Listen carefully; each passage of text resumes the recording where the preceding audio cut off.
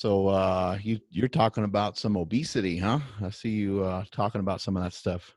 All the time, man. Yeah, that's like it's kind of funny. The majority of my demographic is women. It's been really interesting to see, but they need help, man, you know? Yeah, it's impacting all of us, young, old, black, white. It's Yeah. having a really harsh negative impact, and it's cool that you have people that can reach out to you, but there's also people that just unfortunately just don't have any knowledge at all. Yeah. I'm sure well, I shouldn't say don't have any knowledge. They're kind of unaware, and then also they're in kind of these like food deserts. I'm sure you heard about that before, where Hmm. all you have close by is a liquor store, and not that you can't find healthy food at a 7-Eleven, but it's more difficult, and Yeah, then yeah. could be cost prohibitive too, because a protein bar from a local store is $5 and not that great at nutrition anyway, Right. as opposed to buying the hot dog sausage breakfast thingy that they have there. You know what I mean? Yeah. It's crazy, man. I was talking to my brother about this morning because there's so much talk of like oppression and everything right now. And I'm actually working with Rob Wolf and Diana Rogers on the Sacred Cow project, the regenerative agriculture thing.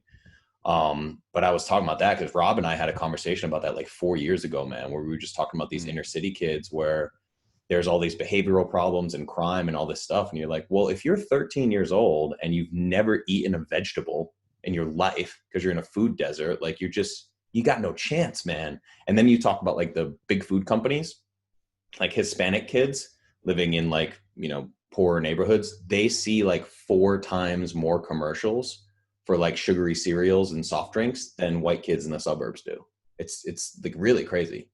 Yeah, there's a spot in evolutionary history where they believe that human beings didn't progress at all for I think it's like 100,000 years or something like that.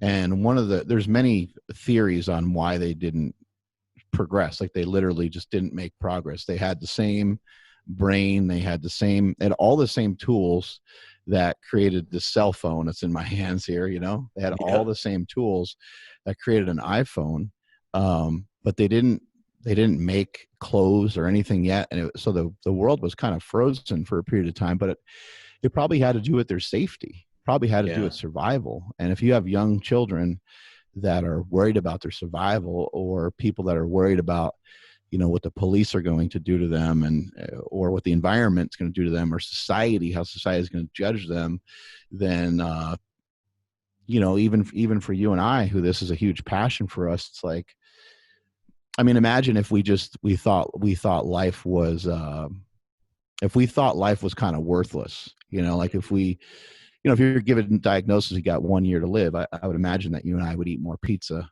It might be, given yeah. the diagnosis, right? So it's hard to think of like how do I advance myself forward? How do I be better than I was yesterday, when you're just literally like not sure if you're Yeah. going to make it, and society is kind of set up to just have you be behind. And for a lot of young uh African Americans and a lot of other people, like their way out is through like a sport or something. And it's cool Hmm. that there's an activity that can be healthy, but man, you'd love to see some other opportunities arise that end up being at least somewhat. I don't know about if it's going to be equal.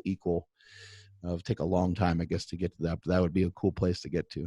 Yeah, for sure. It was for the longest time, it was basically just like boxing, football, basketball. That's the way out. You got 3 options. Right, right. And it's crazy because then you have the piece of like, we can talk about this too on the show, but just like longevity versus performance too, as you're signing up. It's like, or even like watching Ronnie Coleman on Rogan's podcast was crazy. Just watching these guys of like, man, his body is beat to shit. Like that poor guy, like he was top of the world, but damn, he paid a price.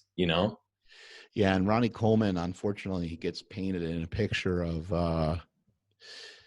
I actually think that Ronnie Coleman's quite brilliant, but he gets painted in a picture of being, dumb. And there are people like, oh, he said he was, 0.3% body fat. But it's like, no one's ever looked like Ronnie Coleman before. So I wouldn't really second guess hardly anything that he says, because Yeah. the way that he got, you look like you're very lean. I would imagine you're sub 10%. And let's just say that you registered 8%. Well, what would Ronnie Coleman look like in comparison to you or I, right? Like it would Yeah. just be astronomical. Like how could he get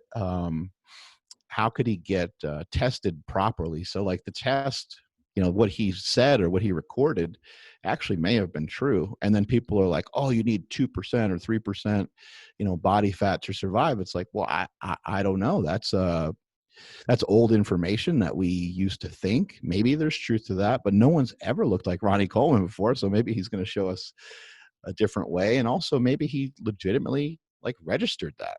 Yeah. He could have, because who the hell knows?